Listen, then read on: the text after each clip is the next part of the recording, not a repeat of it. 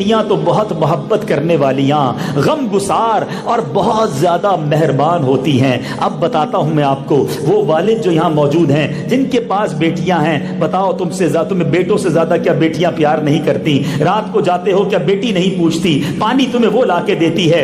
بڑی بیٹی ہو گئی ہے، اپنے سسرال میں بھی ہے، جب گھر آئے گی تمہیں زیادہ پوچھے گی کہ ابو جان آپ کیسے ہیں۔ ارے بیٹیاں تو دل کے، والد کے دل کے قریب ہوتی ہیں۔ سنو سنو، ان بیٹیوں کا خیال رکھنا، یہ جنت میں جانے کا ٹکٹ ہے۔ یہ میں نہیں کہہ رہا، سرور کائنات صلی اللہ تعالی علیہ وسلم فرماتے ہیں، فرمایا جو شخص 3 بیٹیوں، اچھا صرف بیٹیوں کے لیے نہیں ہے، خوش نصیب ہیں جن کی بہنیں بھی ہیں، جو بہنوں کا خیال نہیں رکھتے وہ بھی توبہ کریں۔ آقا فرماتے جس کی 3 بیٹیاں یا بہنیں ہوں، حدیث کا مضمون ہے، اور وہ ان کی اچھی طرح پرورش کرے، ان کو ادب سکھائے، مہربانی کا برتاؤ کرے، یہاں تک کہ اللہ کریم انہیں بے نیاز کر دے، یعنی ان کا نکاح ہو جائے، تو اللہ تعالیٰ ان کے لیے جنت واجب فرما دیتا ہے۔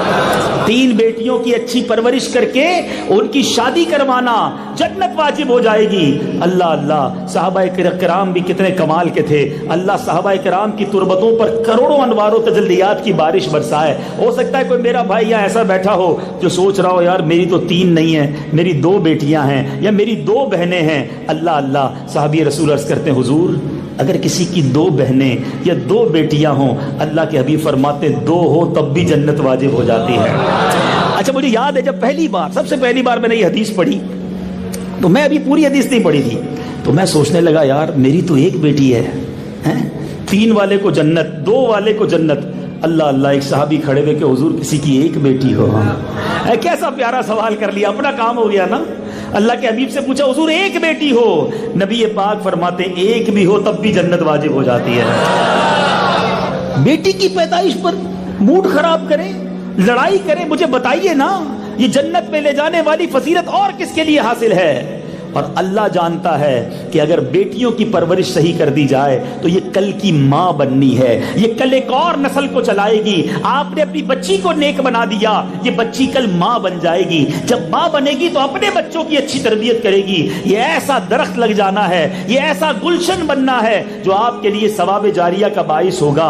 سنو سنو، اب جب بچی پیدا ہوتی ہے نا، لوگ بیٹے کی پیدائش پر مٹھائی بانٹتے ہیں، تحفے بانٹتے ہیں، پھر کسی کے یہاں بچی پیدا ہو تو باہر سے پتا چلتا ہے، پتا چلا اس کے یہاں بیٹی ہوئی، ارے بیٹی ہوئی بتایا نہیں، کوئی مٹھائی نہیں، ارے بس یار بیٹی ہوئی تھی کیا بتانا، استغفر اللہ، تمہیں پتا نہیں جس کے گھر میں بیٹی پیدا ہو اس گھر میں فرشتے زیارت کو آتے ہیں۔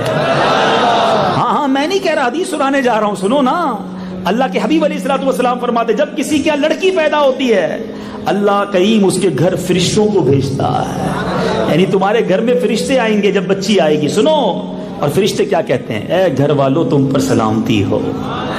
فرشتے اس بچی کو اپنے پروں کے سائے میں ڈھانپ لیتے ہیں اور اس کے سر پر ہاتھ پھیرتے ہوئے کہتے ہیں یہ کمزور جان ہے، جو ایک کمزور جان سے پیدا ہوئی ہے، جو شخص اس کمزور جان کی پرورش کی ذمہ داری لے گا تو قیامت تک مدد خدا اس کے شامل حال رہے گی۔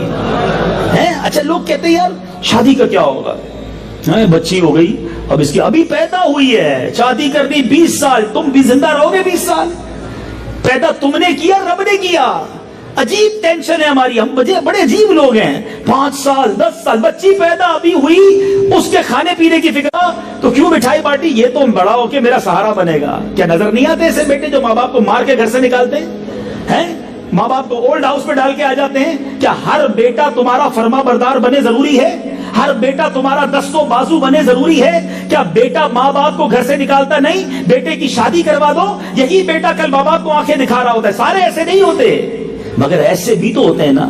تو پہلے پلان کر لیا آپ نے کہ یہ بیٹی جناب میرے لیے بوجھ بن جائے گی۔ میں جانتا ہوں ایسے کئی کروڑ پتی لوگوں کو جانتا ہوں جن کا 1 بیٹا نہیں ہے، مگر وہ کہتے ہیں بیٹی اللہ دیتا رہا، اللہ مال بھی ساتھ دیتا رہا۔ جیسے کہتے ہیں میری بیٹیاں تو ایسا لگتا ہے خزانے کی کنجیاں ہیں، 1 بیٹی تھی اتنے پیسے تھے، آج 4 بیٹیاں ہیں، 1 بیٹی نہیں، اللہ نے کروڑوں پتی بنا دیا۔ تو کس کے نصیب سے اللہ دیتا ہے ہم نہیں جانتے۔ اللہ نے بیٹی دی ہے نا، وہی اسباب کرے گا، وہی خالق ہے، وہی مالک ہے۔ وہ میری بیٹی بعد میں ہے، رب کی بندی پہلے ہے، اللہ نے پیدا کیا ہے اسے، مخلوق ہے اس کی۔ تو ہمت میں رہا کرو، حوصلے میں رہا کرو۔ سنو ایک اور حدیث پاک، نبی پاک فرماتے ہیں جو اب بچیوں کی فضیلت دیکھو، بازار سے لاتے ہیں پہلے نئی چیز، کس کو دیتے ہیں گھر میں؟ ہے میرا بیٹا، میرا لال ہے، یہ میرا وارث ہے، میرے دل کا ٹکڑا، بچیاں سائیڈ، تم سائیڈ پہ ہٹو. نہیں جناب، دیکھو اسلام ہے میری بہنوں جو مجھے بعد میں سنو، یہ ہے اسلام. تمہاری عزت کیسی بڑھائی اسلام نے. اللہ کے حبیب فرماتے ہیں جب بازار سے کوئی چیز، نئی چیز لے کر آئے، پیارے آقا جب لاتے تو کیا کرتے، اور پیارے آقا میں ترغیب دے رہے ہیں کہ جو بازار سے اپنے بچوں کے لیے کوئی نئی چیز لائے تو ان بچوں پر صدقہ کرنے والے کی طرح ہے. یعنی جب بچوں کو کھلاتے ہو یہ صدقہ ہے تمہارے لیے.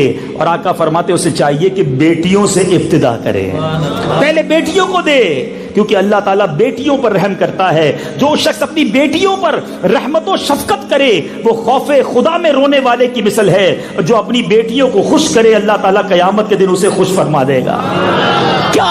کیا بیوٹیفل، کتنا خوبصورت مذہب ہے ہمارا کہ بچیوں کو خوش کرو، بچیوں کو حصہ دو.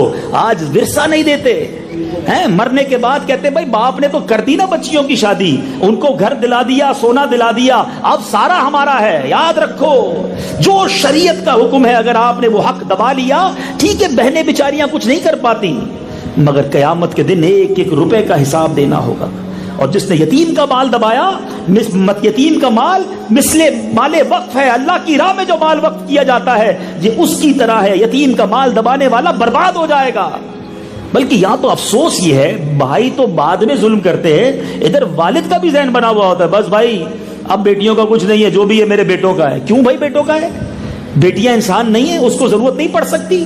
تو کبھی بھی اپنی بیٹیوں کو ڈی مورلائز نہ کریں، انہیں جناب دھتکارے نہ، انہیں بالکل جس کو کہنا سائیڈ پہ نہ لگائیں. ان کو ہمت دیں، حوصلہ دیں، دعائیں لیں ان سے. جن کی بچیاں ہیں وہ بچیوں کو خوش رکھیں، جن کی بہنیں ہیں وہ بہنوں کو خوش رکھیں. اور اگر